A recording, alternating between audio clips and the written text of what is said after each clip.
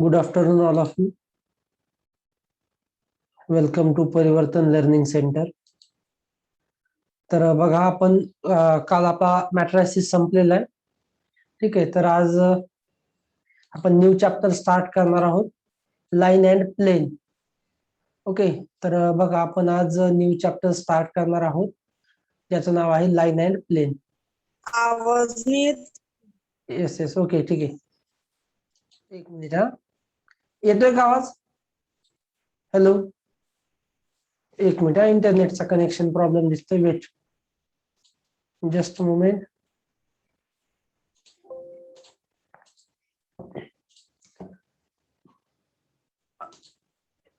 Hello hello. हा sir येतोय का? ठीक आहे. ओके. क्लिअर येत असेल तर मेसेज मध्ये सांगा तसं थोडासा. ओके. येतोय का व्हॉइस क्लिअर? यस. ओके ठीक आहे. बघा सुरू करू आपण. तर आपण आता बघा आपले चॅप्टर्स जवळपास आता एक 5 to 6 चॅप्टर्स आपले रिमेनिंग आहेत टोटल. आता जे रिमेनिंग चॅप्टर्स आहेत ते छोटे छोटे चॅप्टर्स आहेत, जसं तुमचा लाईन अँड प्लेन आहे, प्रोबॅबिलिटी, बायनॉमियल डिस्ट्रीब्युशन सेकंड मधला. असे जे छोटे छोटे चॅप्टर्स आहेत. फक्त एक वेक्टर चॅप्टर बाकी आहे, जो की थोडासा मोठा आहे. त्यातले पण काहीतरी टॉपिक्स आपले याच्यामध्ये चालले गेलेले, रिड्यूस झालेले आहेत. 25% जो सिलेबस रिड्यूस झालेला आहे त्यामध्ये काही रिड्यूस झालेले आहेत. तर बघा आज आपण लाईन अँड प्लेनला सुरुवात करूया. उद्याला लाईन अँड प्लेन संपून जाईल. तर बघा लाईन अँड प्लेन मध्ये आपल्याला काय काय शिकायचंय, तर त्याच्यामध्ये बघा जे टॉपिक्स आहेत लाईन अँड प्लेन मधले रिड्यूस झालेले ते आपण घेणार नाहीये, कारण ते तुम्हाला येणार नाही. ओके. तर बघा पहिला पॉइंट आहे आपल्याकडं equations of the coordinate axis. Just आता हे बेसिक आहे, म्हणजे टॉपिक जरी नसेल डायरेक्टली बोर्ड मधला. तर बघा इक्वेशन्स ऑफ कोऑर्डिनेट ऍक्सिस म्हणजे काय, एक्स ऍक्सिस आणि Y axis. Okay. X axis आणि वाय ऍक्सिस अशा ऍक्सिस आहेत, त्यांना आपण एकत्रित काय म्हणतो, ऍक्सिस. मग इक्वेशन्स ऑफ कोऑर्डिनेट ऍक्सिस काय असतं, the equation of X axis. X ऍक्सिसचं इक्वेशन काय असतं, X is equals to 0. X ऍक्सिसचं इक्वेशन काय असतं, Y is equals to 0. Okay. आता हे आपल्याला माहिती आहे, एक्स ऍक्सिसचं इक्वेशन काय असतं, वाय इज इक्वल्स टू 0. पण आपण ते कशामध्ये बघतो, 2D मध्ये, 2 डायमेन्शनल मध्ये. आता काय आहे आपल्याकडे, 3 डायमेन्शनल. तिथे लाईन अँड प्लेन शिकतो, हे कशामध्ये असणार आहे, 3 डायमेन्शनल मध्ये. हे लक्षात घ्या. 2 डायमेन्शनल आणि 3 डायमेन्शनल म्हणजे कसा फरक असतो. यस. समजा हा आहे जस्ट बघा 2 डायमेन्शनल आणि 3 डायमेन्शनल. आपण ज्यावेळेस बघायचो हा एक्स ऍक्सिस हा वाय ऍक्सिस, बरोबर, एवढंच असायचं. म्हणजे काय झालं, 2 डायमेन्शनल मध्ये. आता बघा इथे काय असणार आहे, एक एक्स्ट्रा काय असणार आहे, झेड ऍक्सिस. ओके. म्हणजे कशामध्ये झाला हा, 3D मध्ये, त्याला काय म्हणतो, 3 डायमेन्शनल. ओके. तर 3 डायमेन्शनल मध्ये मग एक्स ऍक्सिसचं इक्वेशन काय असणार आहे, वाय इज इक्वल्स टू 0 आणि Z is equals to 0. X is equals to R म्हणजे काय, कॉन्स्टंट असेल. ओके. तर X is equals to R, Y is equals to 0, Z is equals to 0. Okay. X is equals to काहीच नाही, just. तर बघा म्हणजेच काय, एक्स ऍक्सिसचं इक्वेशन, याचा अर्थ काय, वाय आणि झेड काय असणार आहे, 0 असणार आहे. ओके. मग तसंच वाय ऍक्सिसचं इक्वेशन काय असणार आहे, X is equals to 0, Y आणि Z is equals to 0. Okay. आणि इक्वेशन ऑफ झेड ऍक्सिस काय, X is equals to 0, Y is equals to 0, Z is equals to R. Okay. तर तो आर म्हणजे तुमचा तो पॅरामेट्रिकच्या फॉर्म मधला आहे. ओके. तर लक्षात घ्या. आता इथे आपल्याला हे जे लाईन अँड प्लेन आपण शिकतोय, तर आता इथे आपण 3D मध्ये शिकतोय. ओके. मग आता इथे ऍक्सिस किती येणार आहेत, X axis, Y axis, Z axis, बरोबर. तर जे आतापर्यंत आपण शिकलेलं असतं की एक्स ऍक्सिसचं equation Y is equals to 0, Y ऍक्सिसचं equation Z is equals to 0, ते 2 डायमेन्शनल मध्ये असतं. आता कसं सांगणार, एक्स ऍक्सिसचं equation Y is equals to 0, Z is equals to 0. Okay. Comma Y is equals to 0, comma Z is equals to 0. तर हे झालं तुमचं एक्स ऍक्सिस. तसंच वाय साठी काय, एक्स आणि झेड 0 असतील आणि झेड साठी एक्स आणि वाय 0 असतील. ओके. आता एखादा पॉइंट समजा या एक्स ऍक्सिस वरती एखादा पॉइंट आहे. ओके. तर अगोदर 2 डायमेन्शनल मध्ये कसे कोऑर्डिनेट असायचे, एक्स कॉमा वाय असायचा, बरोबर. आता 3 डायमेन्शनल मध्ये कसा असणार आहे, x comma Y comma Z असा कोऑर्डिनेट असतील. ओके. तर लक्षात घ्या, आतापर्यंत आपण काय बघितलं, एक्स कॉमा वाय 2 डायमेन्शनल मध्ये असतं, बरोबर. म्हणून फक्त दोनच कोऑर्डिनेट आपण इथे शो करतो, एक्स कॉमा वाय. आता इथे काय असणार आहेत, 3 असणार आहेत, x comma Y comma Z. Okay, तर आता इथे एक्सप्लेन नाही करता येणार आपल्याला, ठीक आहे. बघा हे जे एक्स कॉमा वाय म्हणजे x axis, Y axis, Z axis कसं कन्सिडर करणार. समजा असं कन्सिडर करा, एखादा समजा आपली रूम असेल. ओके, तर एक अशी रूम आहे. समजा इथे तुमचा इथे दरवाजा आहे. ओके, ठीक आहे, इथे तुमचं एंटर आहे. हा समजा कॉर्नर कन्सिडर करा. ओके, हा जर कॉर्नर कन्सिडर केला, किंवा जो आपण ब्लॉक ड्रॉ करतो बघा, असा एक ब्लॉक आपण एक अशा टाइप मध्ये जस्ट दाखवतो मी तुम्हाला. एक असा आपण काहीतरी ड्रॉ करत असतो. ओके, हा जो आपण एक ठोकळा असा ड्रॉ करतो. ओके, तर बघा हा समजा एंट्रन्स आहे इथे, समजा एंट्रन्स या टाइप मध्ये. ओके, समजतंय ना, 3D मध्ये असा आहे. समजा समजा हा जो आहे रूमचा फ्लोर आहे. ओके, हा समजा तुमचा हा पूर्ण हा जो खालची साईड दिसते, हा काय आहे समजायचं तुमचा, हा पूर्ण आहे तुमचा म्हणजे तुमचा जो खालचा भाग. ओके, हा काय असणार आहे, हा समजा वरचा भाग आहे, ह्या समजा साईड वॉल्स. ओके, तर हा जो कॉर्नर असणार आहे, हा कॉर्नर. ओके, कोणताही कॉर्नर घ्या, जस्ट लक्षात घ्या. तर समजा हा जो असणार आहे, जस्ट तुम्हाला मी शो करतो. तर बघा इथून समजा आता इथे. ओके, इथे लक्षात घ्या, इथे मी जो तुम्हाला डार्क करतो, हा कॉर्नर समजा हा आहे तुमचा एक्स ऍक्सिस. ओके, कोणत्या साईडचा, हा इकडे. आता ब्लॅकने दाखवतो, हा ब्लॅक वाला काय आहे, एक्स ऍक्सिस. ओके, रेड वरती जो रेड आहे हा समजा वाय ऍक्सिस, बरोबर. आणि थर्ड या साईडचा इथे ग्रीनने दाखवूया, तर हा समजा झेड ऍक्सिस आहे. ओके, हा झाला तुमचा झेड ऍक्सिस. मग बघा कॉर्नर आहे. ओके, हा जो असणार आहे ही भिंत असणार आहे. ओके, लक्षात घ्या, हा कॉर्नर असणार आहे, बरोबर. आपण मधून त्याला बघतोय, बाहेरून नाही बघत. ओके, रूमच्या मधून कॉर्नरला ऑब्झर्व करतोय. ठीक आहे, ही समोरची एक बॅक साईडची भिंत आहे, इकडचा एक वॉल आहे, बरोबर. आणि कॉर्नर त्याच म्हणजे साईडने अशा 2 वॉल्स आहेत आणि कॉर्नर तयार झालेला आहे. तर हा जो असणार आहे एक एक्स ऍक्सिस, हा वाय ऍक्सिस, ठीक आहे, एक एक्स, एक वाय आणि एक झेड ऍक्सिस, बरोबर. तर तुम्ही कन्सिडर करा, जिथे कुठे असाल तुमच्या ते लक्षात येईल. ओके, म्हणजे काय करा, समजा एखाद्या कॉर्नर मध्ये बघा आणि 3 साईडला 3, बरोबर. एक भिंतीचा कॉर्नर बघा, 3 साईडला 3 तुम्हाला असे दिसतील वरती, बरोबर. एक या साईडला, एक या साईडला, एक वरती. म्हणजे साईडचे जर समजा कन्सिडर केलं, एक साईडचा एक्स ऍक्सिस, एक साईडचा वाय ऍक्सिस, तो उभा जो असणार आहे तो काय असणार आहे तुमचा झेड ऍक्सिस. म्हणजे 3D मध्ये एक्झाम्पल जर तुम्हाला घ्यायचं असेल. ओके, तर लक्षात आलं आता x axis, Y axis, Z axis. त्याच्यानंतर बघा आता हे झालं x axis, Y axis, Z axis. आता बघायचं आपल्याला vector equation of a line. आता आपण जे इक्वेशन ऑफ अ लाईन वगैरे जे शिकलं ते काय होतं, सर्व 2D मध्ये होतं. ओके, आता आपल्याला बघायचे vector equation of a line. Okay, तर बघा पहिला पॉइंट आहे equation of a line passing through a given point and parallel to a given vector. Okay, मग आता आपल्याला काय बघायचं, vector equation of a line.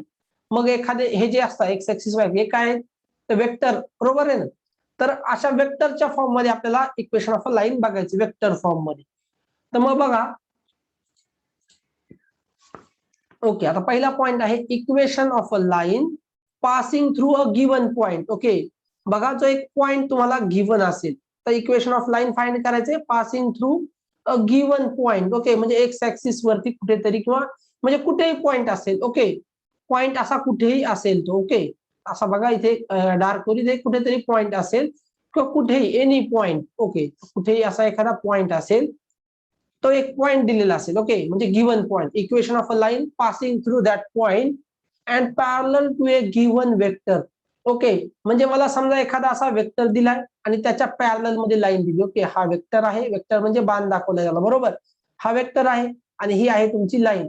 तर एखाद्या वेक्टरला समजा आम्हाला वेक्टर दिलाय आणि त्याच्या पॅरललची लाईन आहे. ओके, ती मला फाइंड करता येईल. ओके, बघा equation of a line passing through a given point and a parallel to a given vector. म्हणजे काय, एक लाईन आहे, अशी लाईन जी की एका गिव्हन पॉइंट मधून पास होते आणि ती एका गिव्हन वेक्टरला पॅरलल आहे, अशा लाईनचं मला इक्वेशन फाइंड करायचं आहे. ओके, म्हणजे जर मला समजा एखाद्या लाईनचा वेक्टर दिला जो की त्या लाईनला पॅरलल आहे आणि त्या लाईनवरचा एक पॉइंट दिला, तर मी त्या लाईनचं इक्वेशन फाइंड करू शकतो. ओके, मग बघा कसं आहे, the vector equation of a line passing through a point having a position vector A and a parallel to B bar. Okay, बघा द वेक्टर इक्वेशन, मग आपण हे शिकलेलंच आहे तुम्ही.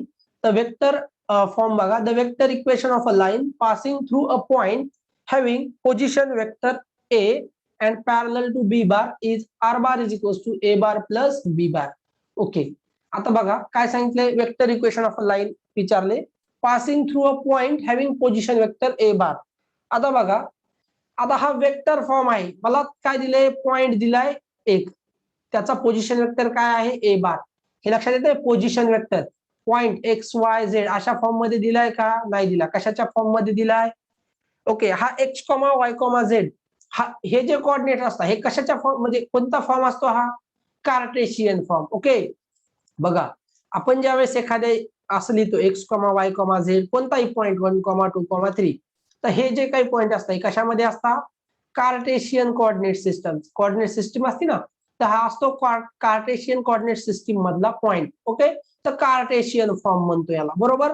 जसं आपण कार्टेशियन कोऑर्डिनेट म्हणतो एक्स कॉमा वाय ला, काय म्हणतो आपण, Cartesian coordinates in 2D second म्हणजे 2 डायमेन्शनल मध्ये काय म्हणतो आपण, एक्स कॉमा वाय ला. तसं x comma Y comma Z ला 3 डायमेन्शनल मध्ये काय झाले, कार्टेशियन कोऑर्डिनेट्स. मग आता बघा इथे काय दिलंय, गिवन पॉइंट म्हटलंय, बरोबर.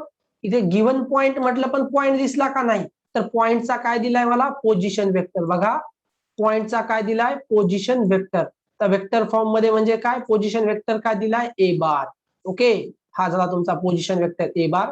जर तुम्हाला पोझिशन वेक्टर ए बार दिलेला असेल आणि काय दिले, parallel to B bar. Parallel to B bar म्हणजे काय, बी बार काय आहे, vector. Okay, parallel to vector B bar असं आहे. ओके, तर लक्षात घ्या, parallel to vector B bar. मग असं जर दिलेलं असेल की मला एक पॉइंट दिलाय, काय, line passing through a point दिली हॅव्हिंग पोझिशन वेक्टर. ओके, म्हणजे एक लाईन आहे अशी की जी passing through a point whose position vector is A bar and parallel to vector B bar, vector B bar. Okay, ही कंडिशन दिलेली आहे. तर त्या लाईनचे इक्वेशन आहे R bar is equals to A bar plus lambda B bar. Okay, lambda काय असणार आहे तुमचा, कॉन्स्टंट असणार आहे. Lambda is a parameter. Okay, तर लॅमडा काय आहे, पॅरामीटर आहे. बघा लॅमडा इज अ पॅरामीटर. तर जस्ट लक्षात ठेवायचंय, vector equation of a line in vector form. Okay, vector equation of a line काय आहे, vector equation of a line R bar is equals to A bar plus lambda B bar. Okay, आता लक्षात घ्या, ए bar plus lambda B bar. A बार काय असणार आहे, position vector, कशाचा, given पॉइंटचा पोझिशन वेक्टर. बी बार काय असणार आहे, parallel vector. Okay, parallel vector. तर लक्षात घ्या, पॅरलल वेक्टर दिलेला आहे, पोझिशन वेक्टर दिलाय पॉइंटचा. तर equation of a line in vector form किंवा vector equation of a line काय असणार आहे, R bar is equals to A bar plus lambda B bar. Okay, तर नेक्स्ट बघा, आता हा झाला तुमचा वेक्टर फॉर्म किंवा vector equation of a line. Next आहे कार्टेशियन फॉर्म. हा झाला वेक्टरचा. आता बघूयात कार्टेशियन फॉर्म. ओके, तर कार्टेशियन मध्ये बघा, the equation of a line, पण सेम म्हणजे काय, equation of a line passing through given point and parallel to given vector, तोच. ओके, आता बघा पण वेक्टर फॉर्म मध्ये नाही, आता कशाच्या, कार्टेशियन फॉर्म मध्ये. ओके, त्याच टायटलच्या अंडर काय आहेत, वेगवेगळे फॉर्म्स आहेत. म्हणजे इक्वेशन ऑफ अ लाईनच आहे, पासिंग थ्रू गिवन पॉइंट आहे आणि पॅरलल टू गिवन वेक्टर आहे. पण वेक्टर फॉर्म मध्ये काय, डायरेक्ट वेक्टर आणि तुमचा तो पोझिशन वेक्टर असणार. ओके, त्याच्यानंतर कार्टेशियन फॉर्म मध्ये बघा, the equation of a line passing through a point x1 y1 z1 and having direction cosines LMN is given by. आता ठीक आहे, तर डिरेक्शन कोसाइन्स वगैरे तुम्हाला आता माहितच असेल. ओके, नॉर्मल आहे, तुम्ही शिकलेला आहे, तर ते तुम्हाला डिरेक्शन कोसाइन्स वगैरे माहितच असतील. तर बघा, direction cosines LMN is given bye x minus x1 upon L is equals to y minus y1 upon M is equals to z minus z1 upon N. Okay, तर बघा आपण आता हे तुम्हाला माहिती, डिरेक्शन कोसाइन्स म्हणजे LMN असता, LMN. ठीक आहे ना, डिरेक्शन रेशिओज असता, बरोबर. डिरेक्शन रेशिओजला आपण वेगवेगळे म्हणजे बदलून घेऊ शकतो, पण एलिमेंट काय असता, कॉन्स्टंट असता. ओके, तर बघा एलिमेंट आहेत तुमचे डिरेक्शन कोसाइन्स युनिक असतात एलिमेंट. त्याच्यानंतर जे डिरेक्शन रेशिओज असतात ते एलिमेंटच्या मल्टिप्लिकेशन मध्ये असतात. ओके, तर बघा पॉइंट आहे x1 y1 z1 दिलेला given point on the given line. Okay, given point on the line. आणि एलिमेंट काय दिले, डिरेक्शन कोसाइन्स LMN. कशाचे डिरेक्शन कोसाइन्स आहे ते, लाईनचे. ओके, तर काय असणार आहे equation of a line, x minus x1 upon L is equals to y minus y1 upon M is equals to z minus z1 upon N.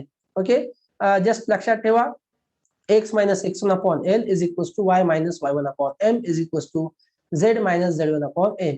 Okay, the coordinates of any point on this line are. Okay, आता याचे coordinate बघा. Coordinates of any point on this line are x1 plus LR, y1 plus MR, z1 plus NR, where small r belongs to capital R. Okay, तर इथे बघा which is equals to R consider करायचंय. मग x minus x1 upon काय आहे L is equals to R. म्हणजे हा L इकडे गेला तर काय भेटेल मला, x minus x1 is equals to LR. म्हणजेच मला काय फाइंड करायचा आहे, x फाइंड करायचा आहे, बरोबर. म्हणजे काय असेल x1 प्लस LR. ओके, तसंच सेम करायचे, y is equals to y1 plus LR आणि z is equals to z1 plus LR, sorry NR असेल आणि इकडे MR असेल. तर जो काही डिनॉमिनेटर मध्ये आहे त्यानुसार येईल. तर बघा अशा प्रकारे आपल्याला याचे कोऑर्डिनेट फाइंड करता, any coordinate. Okay, any point on this line. Okay, तर कोणताही पॉइंट फाइंड करायचा असेल x1 plus LR, y1 plus MR आणि z1 plus NR. Okay, R वरून त्याच्या व्हॅल्यू चेंज होते. नेक्स्ट बघा आता, the vector equation of a straight line passing through origin. Okay, and parallel to the given vector. Okay, B bar is R bar is equals to काय असतात बघा.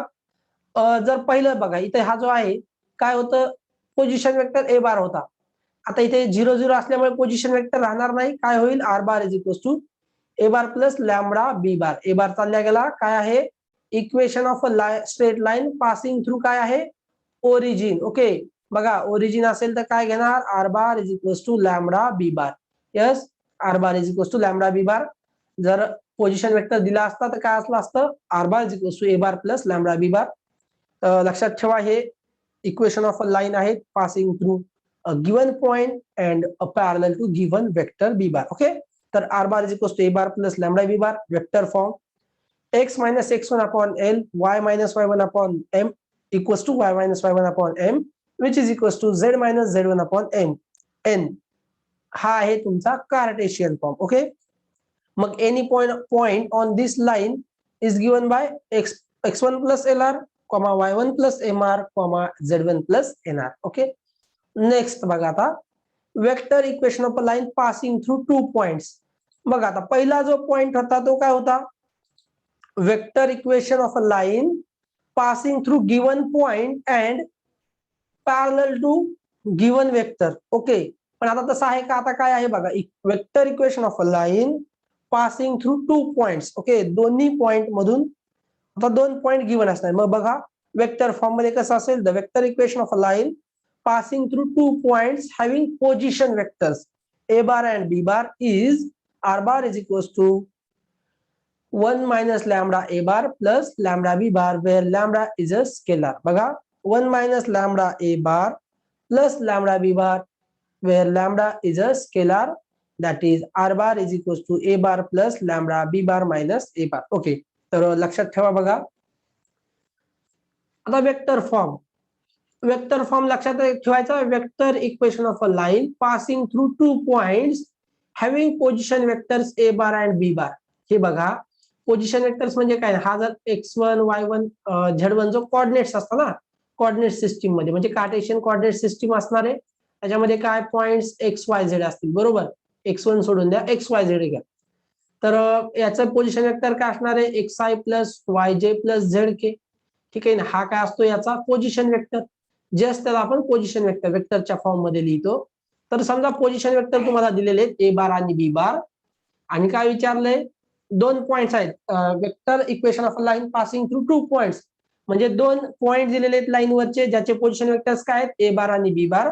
तर त्या लाईनचं इक्वेशन असतं R bar is equals to A bar plus lambda B bar minus A bar. Okay, A bar plus lambda B bar minus A bar.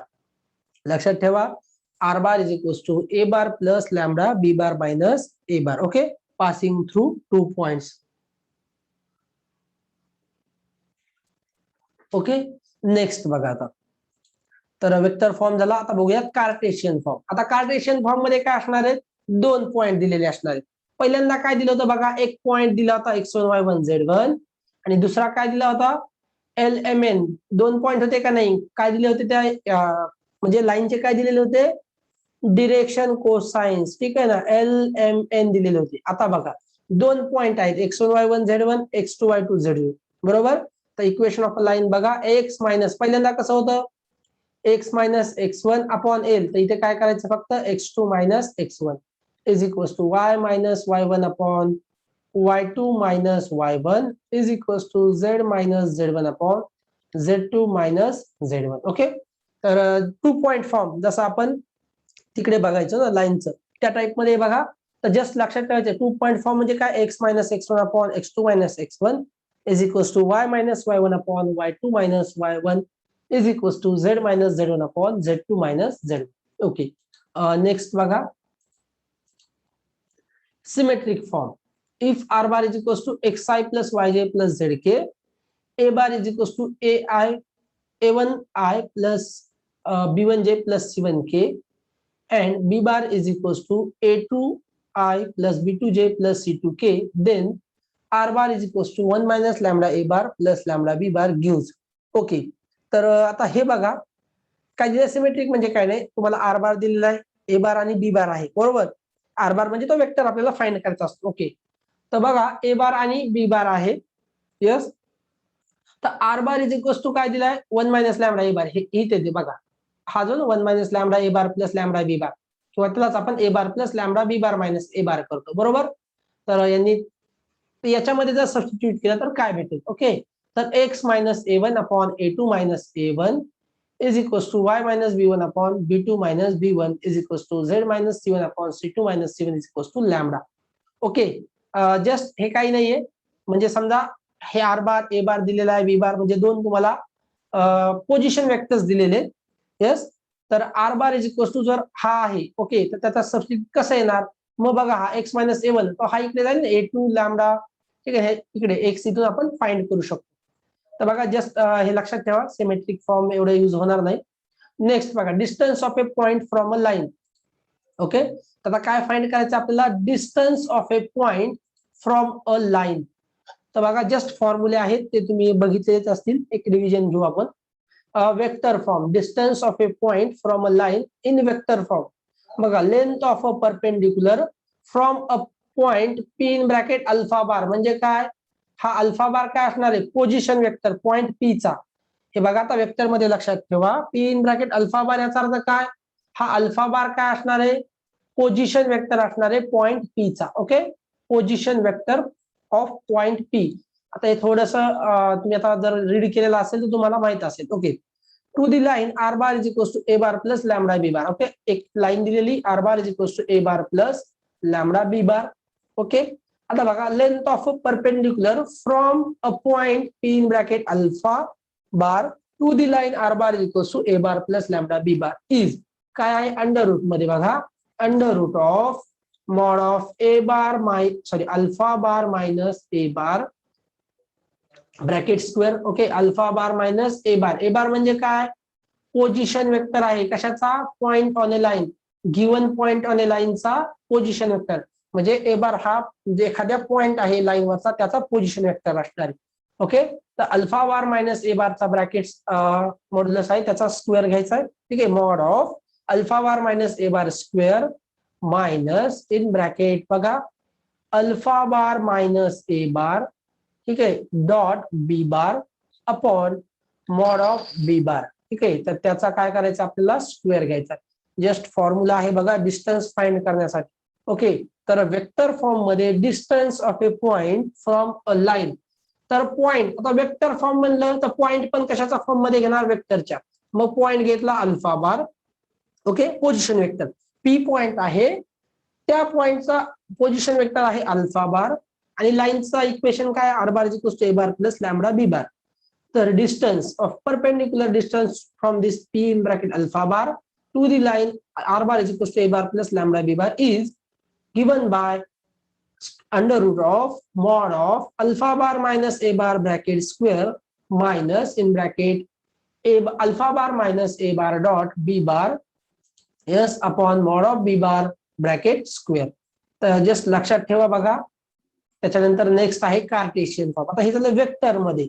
Okay, आता बघायचे Cartesian form मध्ये. मग बघा, length of perpendicular from the point A B C. आता Cartesian मध्ये आलेल्यामुळे काय झालं, लगेचच कार्टेशियन मध्ये आलं तर काय तुमच्याकडे कोऑर्डिनेट्स कशाचे असतील, X comma Y comma Z म्हणजे ए बी सी बरोबर. पी इन ब्रॅकेट, आता एक काय दिले, length of perpendicular from a point P in bracket A comma B comma C.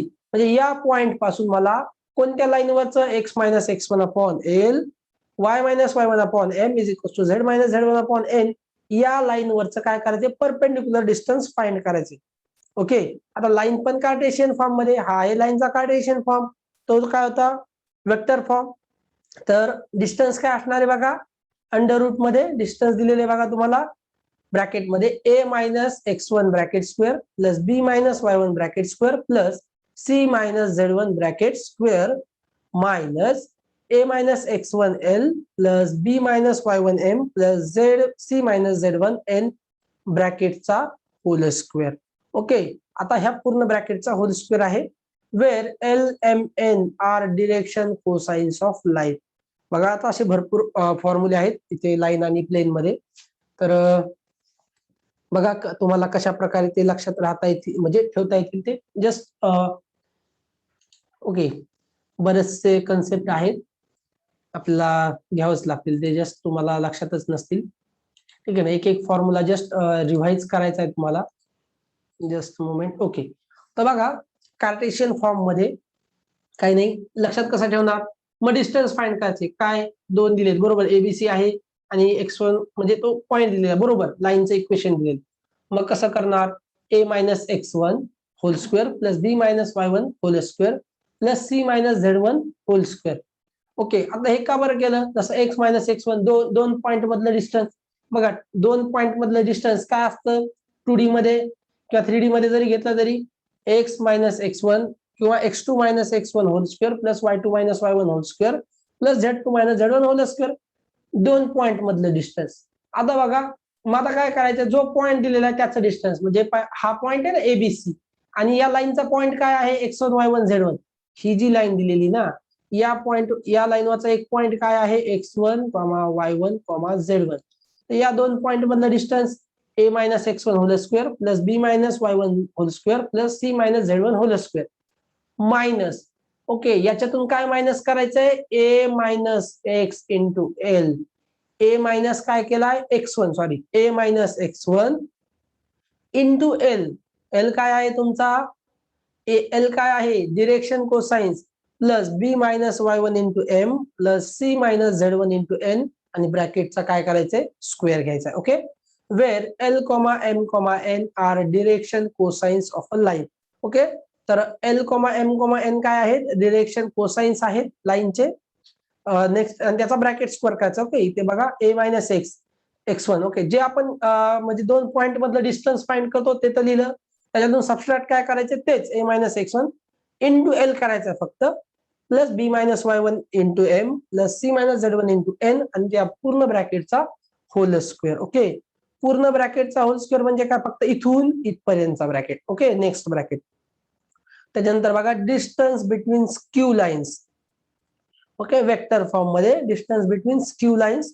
The shortest distance between skew lines r bar is equals to a1 bar plus lambda b1 bar and r bar is equals to a2 bar plus lambda b2 bar is. तर directly formula बघा, d bar is equals to b1 bar cross b2 bar dot a2 bar minus a1 bar upon mod of b1 bar cross b2 bar. Okay, bar म्हणजे काय, त्या वेक्टरला आपण denote करतो ना वरती b1 bar cross b2 bar, ते vectors असतात. ओके, तर बघा जर दोन वेक्टर्स दिलेले आहेत मला, सॉरी दोन लाईनचे इक्वेशन आहेत, r bar is equals to a1 bar plus lambda b1 bar आणि r bar is equals to a2 bar plus lambda b2 bar. हे दोन इक्वेशन्स ऑफ लाईन आहेत. तर त्यांच्यातनं शॉर्टेस्ट डिस्टन्स ओके या स्क्यू लाईन्स आहेत. तर काय असणार आहे, mod of b1 bar cross b2 bar dot a2 bar minus a1 bar upon mod of b1 bar cross b2 bar. Okay, cartesian form बघा, the shortest distance between two skew lines L1 आणि L2 lines दिल्यात. Just A1 B1 C1 हे काय असणार आता direction direction रेशिओज असतील. ठीक आहे. तर x minus x1 upon A1 y minus y1 upon B1 आणि z minus z1 upon C1. दुसरी आहे x minus x2 upon A2 y minus y2 upon B2 z minus z2 upon C2. Okay, दोन lines आहेत. तर shortest distance d is equals to mod of numerator मध्ये बघा determinant of x2 minus x1 y2 minus y1 z2 minus z1 A1 B1 C1 A2 B2 C2. Okay, तर numerator मध्ये कशाचा determinant घ्यायचा x2 minus x1 y2 minus y1 z2 minus z1 पहिली row. दुसऱ्यामध्ये A1 B1 C1 A2 B2 C2. Okay, आणि denominator मध्ये आहे बघा under root of A1 B2 minus A2 B1 whole square plus A1 C2 minus C1 A2. Okay, किंवा A2 C1. हे बघा A1 B2 असं क्रॉस जायचे. यस, हे लक्षात घ्या बघा डिनॉमिनेटर मध्ये A1 B2 minus A2 B1 whole square A1 C2 minus C1 C2 A1 A2 C1. Okay, minus A2 C1 whole square. आता नेक्स्ट काय असणार आहे B1 C2 minus B2 C1 whole square. आलं लक्षात? बघा lines are intersecting if shortest distance is 0. Okay, तर हा झाला तुमचा शॉर्टेस्ट डिस्टन्सचा फॉर्म्युला. लाईन्स जर एकमेकाला इंटरसेक्ट करत असतील तर शॉर्टेस्ट डिस्टन्स काय असणार त्यांच्यातलं 0 असणार आहे. म्हणजेच हे 0 झाला इक्वेट टू 0 करा तर काय भेटेल मला हा 0 भेटेल. म्हणजे हा डिटर्मिनंट मला 0 भेटेल. ओके, तर तो डिटर्मिनंट 0 येईल. ओके, तर बघा जस्ट जर दोघं एकमेकाला इंटरसेक्ट करत असतील तर हा डिटर्मिनंट इक्वल टू 0 घ्यायचा आहे. x2 minus x1 y2 minus y1 z2 minus z1. Second row मध्ये A1 B1 C1 A2 B2 C2. Okay, तर A1 B1 C1 म्हणजे डिरेक्शन रेशिओज आहेत पहिल्या लाईनचे आणि A2 B2 C2 म्हणजे डिरेक्शन रेशिओज आहेत सेकंड लाईनचे. ओके, नेक्स्ट आहे बघा डिस्टन्स. परत थिअरी दिसते पार्ट. आजचा दिवस थिअरी मध्ये जाईल असं वाटतंय. ठीक आहे, तर बघा distance between parallel lines. Okay, आता काय फाइंड करायचं मला distance between parallel lines. Okay, parallel lines आहेत म्हणजे काय जसं आपण 2D मध्ये बघितलं एक लाईन इथे आहे एक लाईन इथे पॅरलल. ओके, तसंच इथे 3D मध्ये बघा. आता जस्ट थोडंसं आपल्याला सांगता नाही येणार ऑनलाईन असल्यामुळे, तरी लक्षात घ्या पॅरलल लाईन्स इथे वेगवेगळे असणार आहेत. बरोबर, ठीक आहे, कुठे पण असतील प्लेन असल्यामुळे. बरोबर आहे ना. आता हा काय होईल 3D म्हणजे काय पूर्ण तुमचा म्हणजे स्पेस पण येईल तुमच्यामध्ये. बघा जसं आपण 2D मध्ये करतो बघा की हा एक्स असतो आणि हा वाय असतो. तर याला काय म्हणतो आपण एक्स वाय प्लेन असतो ना, हा एक्स वाय प्लेन. तर इथे आपल्याकडे एकच प्लेन असतो. बरोबर, आता इथे थर्ड म्हणजे कसं असेल बघा जसं रूम मध्ये सांगितलं जर कॉर्नर घेतला समजा हा रूमचा कॉर्नर आहे तर एक एक्स ऍक्सिस वाय ऍक्सिस आणि जी भिंत असणार आहे सरळ उंच. ओके, तर ती एक ऍक्सिस. बरोबर, म्हणजे काय भेटेल मला आणि जो मधला स्पेस असणार आहे म्हणजे जिथे आपण बसलोय त्या रूम मध्ये तर तो पण एक काय येणार आहे तुमच्या त्या थ्री डायमेन्शनल मध्ये येणार आहे. म्हणजे तिथे पण तुमच्या लाईन्स मध्ये काय असणार ते असणार आहे पॉइंट्स. बरोबर, तो एरिया पण कव्हर करेल म्हणजे तो स्पेस पण येतो 3 डायमेन्शनल मध्ये. जसं 2 डायमेन्शनल मध्ये फक्त प्लेन येणार आहे. बरोबर, फक्त प्लेन. प्लेन म्हणजे काय हा समजा एकच प्लेन आहे. समजा मी एखादा नोटबुक घ्या किंवा वही घ्या काही घ्या. बरोबर, किंवा ही स्क्रीन तर हा एक प्लेन आहे. बरोबर, पण याच्या आजूबाजूला जर गेलो आपण समजा इथे एक्स ऍक्सिस आणि वाय ऍक्सिस आहे तर हा फक्त प्लेनशी मर्यादित आहे. याच्या बाहेर जर गेलो मी स्पेस मध्ये तर ते आपण तिथे पॉइंट वगैरे शो नाही करू शकत युझिंग 2D. पण 3D मध्ये बघा जसं रूम मध्ये आहात आणि एक कॉर्नरला काय कन्सिडर करा तो कॉर्नर म्हणजे तुमचा समजा सेंटर आहे ओरिजिन आहे. ओके, तर ओरिजिन जर कॉर्नरला तुम्ही कन्सिडर केलं तर बघा एकदम कॉर्नरला कोपऱ्यामध्ये बघा अशा एक साईडला एक भिंत असेल तर तो तो एक ऍक्सिस धरा, दुसऱ्या साईडला एक ऍक्सिस धरा आणि वरती जी भिंत बांधलेली असेल तर तो जो कॉर्नर असणार आहे असा उभा त्याला काय झेड ऍक्सिस कन्सिडर करा. बरोबर, तर 3 झाल्यामुळे काय होईल बघा जसं समजा तुमचा जो समजा टाईल्स आहे बरोबर रूम मध्ये तर त्या तो पूर्ण जो प्लेन असणार तो एक प्लेन कन्सिडर करा. म्हणजे जर आजूबाजूच्या दोन्ही समजा x axis Y axis consider केले तर हा काय होईल एक्स वाय प्लेन. मग जी तुमची समोरची वॉल असणार आहे ती काय होईल वाय झेड प्लेन. या साईडची म्हणजे एखाद्या दुसऱ्या साईडची काय असणार एक्स झेड प्लेन आणि मध्ये जो स्पेस असणार आहे तो पण तिथे कव्हर होईल. ओके, तर ते बघा इमॅजिन करावं लागेल तुम्हाला थोडंसं. ओके, जस्ट सिंपल आहे, तुम्ही शिकताना लक्षातच आलं असेल तुमच्या. आता बघा, distance between parallel lines. Okay, तर आपल्याला पॅरलल लाईन्स मधलं डिस्टन्स बघायचं. The distance between parallel lines R bar is equals to a1 bar plus lambda B bar and R bar is equals to a2 bar plus mu B bar. Okay, तर आता इथे बघा B bar दिलाय, इथे पण B bar दिलाय, तर बी bar काय असतो? आता बघा, R bar is equals to a bar plus lambda B bar. हा असतो पॉइंट ऑन दी लाईनचा पोझिशन वेक्टर. बी बार काय असतो? काय असतो? वेक्टर असतो parallel to given line. Okay, म्हणजे हा बी बार म्हणजे काय? पॅरलल म्हणजे दोघं पॅरलल आहेत, दोन्हीकडे बी बारच असेल, बरोबर. फक्त चेंज काय? a1 बार आणि a2 बार, आणि हा कॉन्स्टंट लॅमडा आणि म्यू झाला, बरोबर. तर डिस्टन्स आहे या दोघांमधलं, डिस्टन्स बिटवीन पॅरलल लाईन्स आहे mod of a2 bar minus a1 bar, okay, cross b1 b बार, ठीक आहे, अपॉन मॉड ऑफ b बार. तर डिस्टन्स आहे पॅरलल लाईन्स मधलं बघा, a2 bar minus a1 bar cross b बार. ठीक आहे, a2 bar minus a1 bar cross b बार. b बार constant आहे, बरोबर, दोघांकडे कॉमन आहे. a1 बार आणि a2 बार चेंज असतील कारण ते पोझिशन वेक्टर असणार आहेत, बरोबर. दोन्ही पॉइंट वरच्या पॉइंट्सचे, दोन्ही लाईन वरच्या पॉइंटचे पोझिशन वेक्टर असणार आहेत.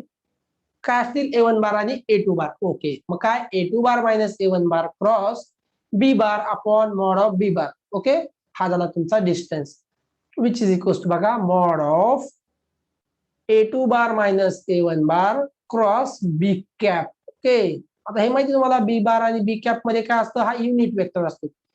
हा जर समजा जसं आपण आय कॅप, जे कॅप लिहितो ना, आणि के कॅप, हे काय असतात? Unit vectors. आय कॅप म्हणजे काय असतो? Unit vector in the direction of X axis. Okay, unit vector असतो आय कॅप. काय असतो? Unit vector in direction of कशाच्या डिरेक्शन मध्ये असणार आता? हा एक्स ऍक्सिसच्या. जे कॅप काय असतो? Unit vector in the direction of Y axis.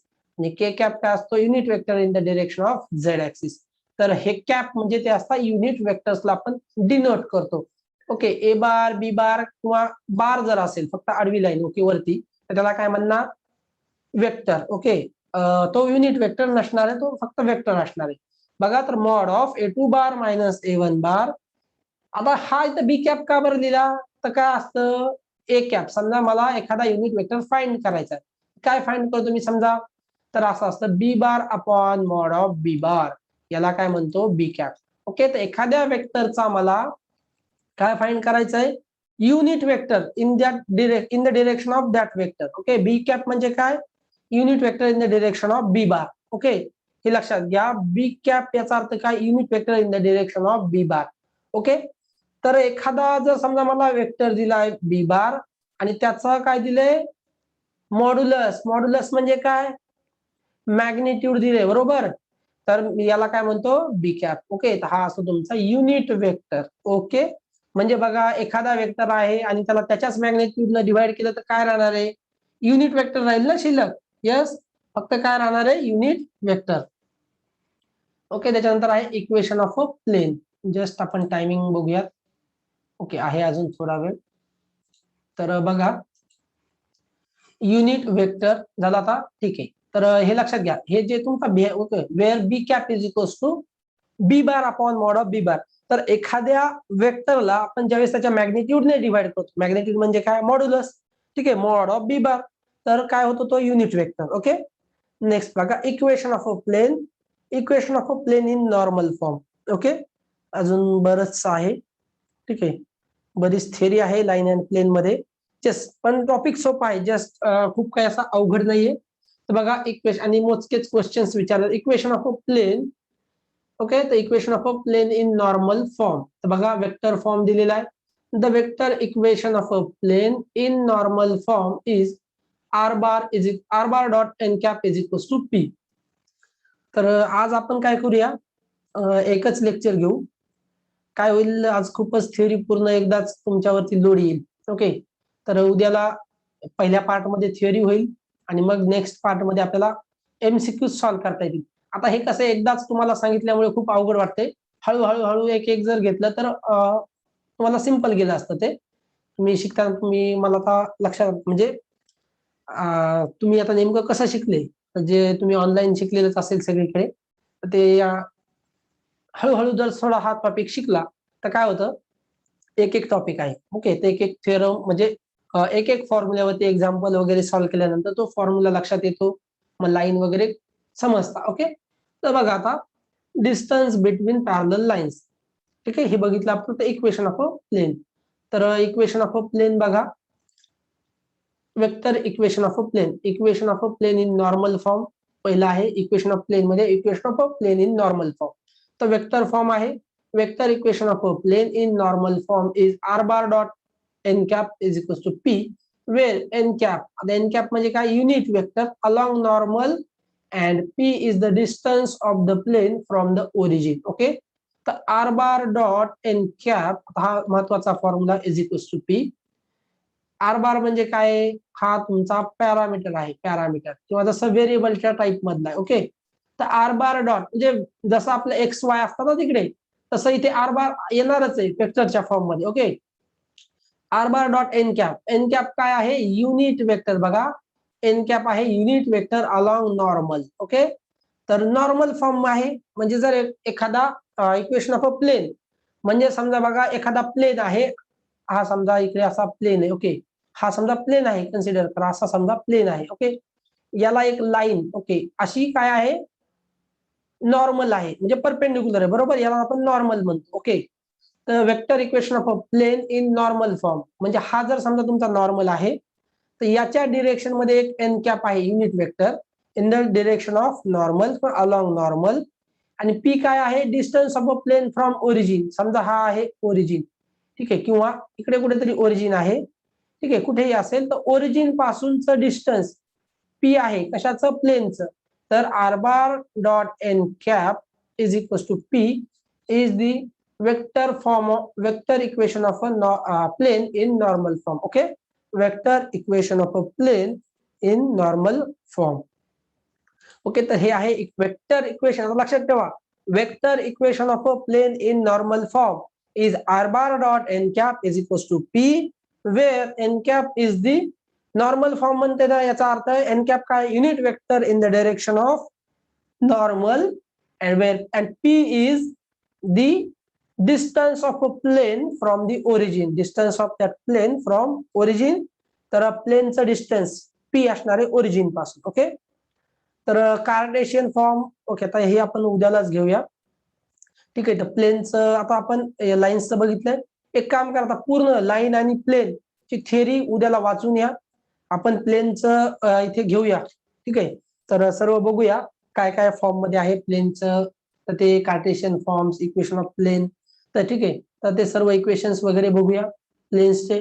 तुम्ही ते सगळे फॉर्म्युले रीड करा. आता वरचे पण रीड करा, लाईनचे पण करा आणि प्लेनचे. ओके, लाईन आणि प्लेन आहे, आपण लाईन बघितलं, प्लेनचा जस्ट वेक्टर फॉर्म बघितलेला. तर सर्व ते रीड करा पूर्ण चॅप्टरचे जे जे मेन फॉर्म्युले आहेत. ओके, आता एवढे जरी दिसत असते तुम्हाला, ते याच्यावरती विचारत नाही तुम्हाला. नॉर्मल म्हणजे एक बेसिक जे तुम्हाला इम्पॉर्टंट आहे, जसं हा वेक्टर फॉर्म आहे R bar dot n cap is equal to p, लाईनचे इक्वेशन्स आहेत. ठीक आहे, वेक्टर फॉर्म मधलं आणि कार्टेशियन कोऑर्डिनेट फॉर्म मध्ये, तर हे तुम्हाला मोस्टली विचारतात. ठीक आहे, तर बघा. ओके, ठीक आहे, आपण थांबूया आता इथे. तर उद्याला मग तुम्ही रीड करून या पूर्ण. मग आपण डायरेक्टली हे जे लाईनचे शिल्लक आहे जे टॉपिक्स ते आपण इथे रिवाइज करू आणि त्यानंतर मग एक्झाम्पल सॉल्व्ह करू. ओके, तर उद्या बघा 12 वाजता तुमचं लेक्चर आहे फिजिक्सचं. ओके, सरांनी सांगितले. तर आपलं लेक्चर एक 10 किंवा 10-15 ला घेऊ. ओके, मी ग्रुपवर टाकलेलेच आहे. ठीक आहे, चला मग उद्याला आपण भेटूया.